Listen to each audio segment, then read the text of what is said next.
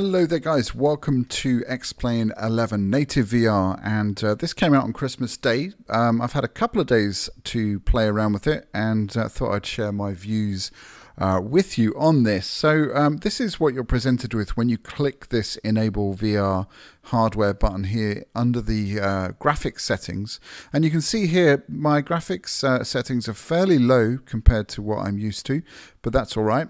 Let's click Done. Now, just get into a decent view.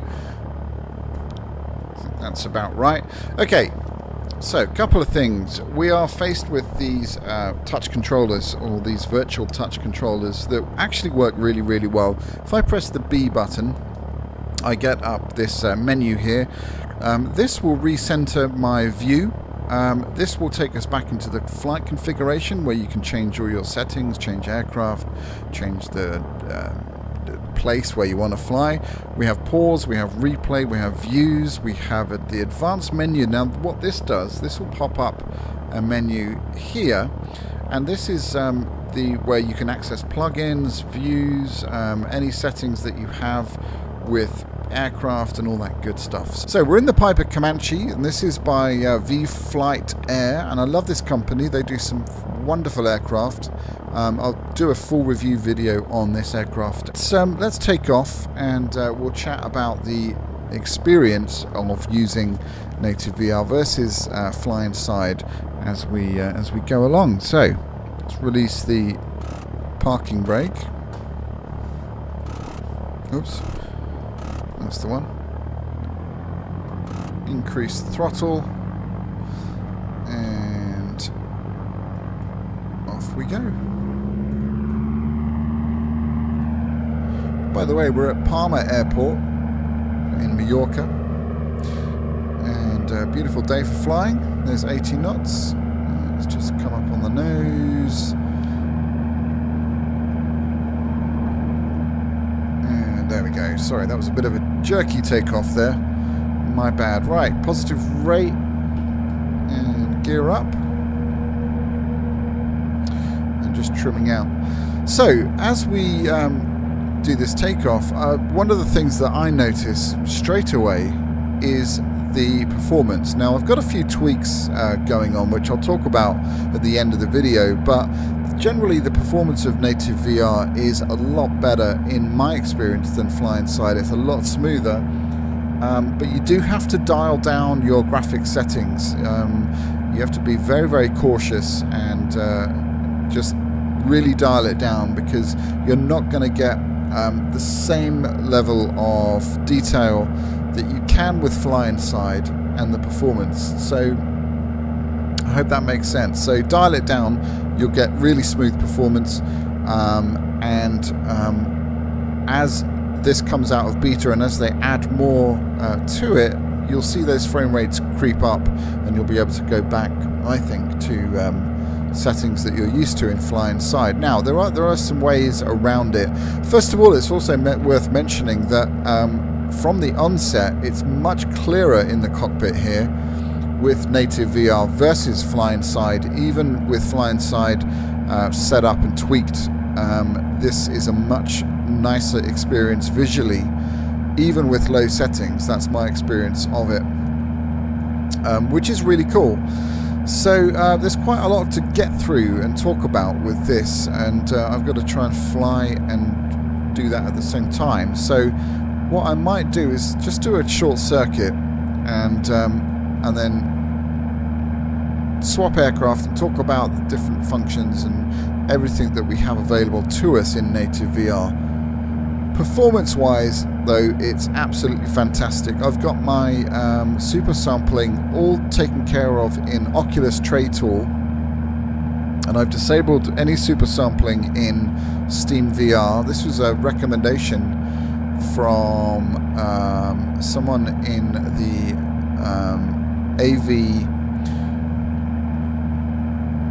from someone in a forum, which I'll put a link to. It's a Facebook group, VR Aviators, and it's set up by the chap who does Bambino Games. So shout out to him. He's got a great channel, and he does a great job over in that Facebook group, helping people with issues and things to do with VR and flying.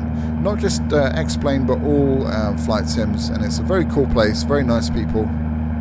Highly recommend you go and add yourself and join in with the conversation. So let's think about turning this aircraft around. I'm trying to keep my head movements to a minimum, and I'll plonk the gear down. Now, I could be using the touch controllers, obviously, to be doing the gears and things, but the way I've got my cockpit set up right now, I don't have a great deal of space in front of me. Now, that is going to be an issue when we look at the aircraft that comes with native VR. But we'll talk about that in a second when we get down on the ground. I'll put some flap out as well. I have an issue with the flaps on this aircraft as well. The increments that it notches are very, very small, and that I need to change that in the settings of the Cytec panel controllers for this aircraft. Set up a profile. Anyhow, really loving this. This feels really, really good. It just feels very natural, and as it does using the controllers. Now, I'll just quickly show you while we're here. So if I want to say turn this, change the minimums there, it's just so intuitive, really, really cool, very easy to do, and as I said, very intuitive indeed. Right, let me try and get lined up. We'll get this aircraft down on the ground, and we'll talk a bit more about how I've got this set up, and I'll show you the aircraft, as I mentioned, that comes with the new beta. I was getting a lot of slack for calling it beta. That's what we call it here in England. We don't say beta. So there we go. So beta, I say beta, you say beta.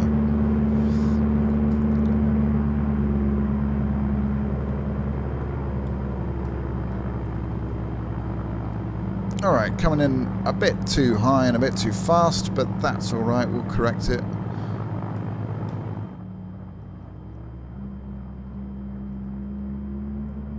Okay. Beautiful shadowing on the cockpit there.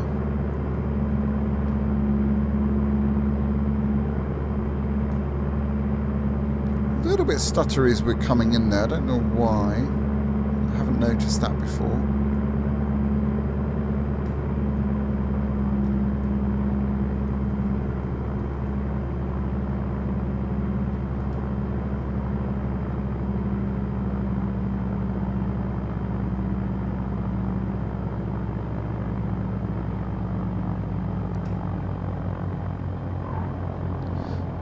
Okay, and we're down. I've got the wrong button toggled to my brakes. I've just put on the parking brake there. Right, let's just come to a halt. So, to summarise that little flight, performance is fantastic. Clarity in the cockpit is fantastic. I do have that enhanced slightly with Supersampling, as I said. Now, here's what I've done.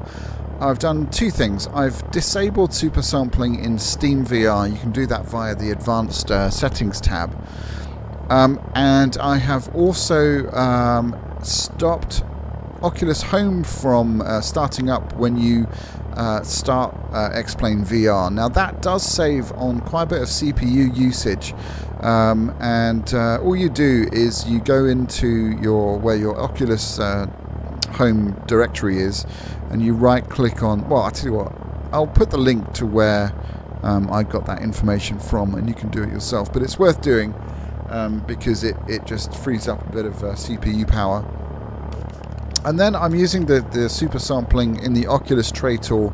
This is 1.6, and it really is beautiful, totally clear, can see everything, really impressive. Let's just go into views. Let's do a circle view, and I'm controlling this by moving the stick, as you can see there, and I can go up and down, and it's very, very cool, very smooth, And let's just try another view here. I quite like ride along. There we go. So now you get a real sense of the size of the aircraft and what we're dealing with here. Now you can also, if I go back to the pilot seat, if I want to teleport outside of the aircraft, I have to find a spot where I can do that. Well, actually, maybe I can't. No. Okay. Undo the door and then open this. Yes, I can. And I still can't get out the aircraft. Okay, but I can teleport to different places in. Okay, there we're outside. Okay, so as you saw, this aircraft is possibly a little bit buggy with VR. I don't know. If you do this in default aircraft, it's very easy to do. Now, think of the possibilities here with doing walk-arounds and checks, you know, checking the leading edges and the flaps and making sure that everything is good. I think this is a fantastically exciting. I don't want to get too close to the prop there. But yeah, very exciting feature that we can really be taken advantage of for doing walk-arounds and checks and things. And then to get back in, it's not quite what I wanted, but normally in a default aircraft you just click here and it will take you back into the seat. But of course we can do that by doing this as well. So there we go, that's the views. And then the advanced menu just takes you into the menus that you have in normal X-Plane, which is very handy. So for things like plugins, if you want to disable any plugins, you can do everything from within inside the VR environment, which is great because it doesn't break the immersion. That's a really cool feature. Okay, so what I want to do actually is come out of this. Let's go to flight configuration, and I'm going to show you the aircraft that you get with VR, and it's this thing. We'll just go to the same airfield for now. And now this thing is, I'm going to move this out of the way, 1 second. Let's do that there. This thing is built for VR, and it's built for using the touch controllers to control the actual aircraft. So if I put my touch control on the yoke and I press the trigger button, I've now bound this to an up and down to control pitch and a rotate to control the roll, which is really, really nice. That frees up my left hand. That's the parking brake there. Let's just release that. Now I've got a bunch of stuff in the way, which is really annoying, and it does say, let me just do this with the other hand. That releases the parking brake. If you try this, I really, really urge you to make sure you've got enough space around you. I haven't, so that's why I'm struggling. Whoops. Whoa, whoa, whoa, whoa, whoa, whoa, whoa. Okay, right, up we go. Very, very sensitive rudder pedals. And I have to say, this is incredibly intuitive. It feels really nice. I'm not sure that I would use it well, I wouldn't use it entirely on its own without having hardware, but it certainly gives it's a nice feel, and it's very smooth and it works really well. Like I said, it's very intuitive. It gives you another sense of flying. I would miss the feeling of holding a stick or a yoke. This feels a little bit more like a sort of games console kind of approach, but it's still pretty cool. Quite like it. Do you think Palma would, oh look, there we go, Palma de Mallorca, do you think they would allow this in real life? Probably not. But yeah, like I said, it all works really well. It's very intuitive and smooth, and maybe it will open up X-Plane to people who don't have hardware, if they can use this in different aircraft. At the moment, I think you can only do this in default aircraft, with special attention to this one that's actually been built from the ground up to use in this way. But it is a lot of fun. I urge you to try it and give it a go. For me, it's not going to replace my hardware, but it is a lot of fun. It really is. So guys, I'm going to get this down on the ground, but I hope this has been useful. That's kind of my thoughts, really. I'm very excited that this is it's as good as this in beta, and really looking forward to the advancements as they come. And I think Laminar Research have done a wonderful job with this, and it truly... Sorry, I'm just concentrating, trying to land it. There we go. Yeah, it's a really exciting time for VR and X-Plane 11. I'm totally bought into this, as you know already.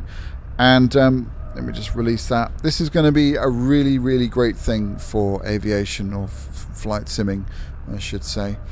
And yeah, so let me know your thoughts and comments. I'll be interested to hear what you think.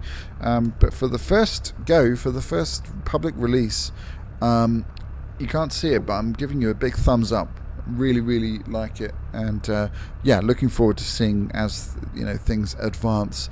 That's about it, guys. Hope you've enjoyed it. Hope it's been useful. Let me know in the comments. Like and subscribe, all that good stuff, and I'll see you all very soon. Oh, and have a very happy new year. I hope 2018 brings much fun, happiness and success, and of course many happy landings and more things from Laminar Research and the development of X-Plane 11. Very exciting Falcon update coming in sometime in 2018, I believe.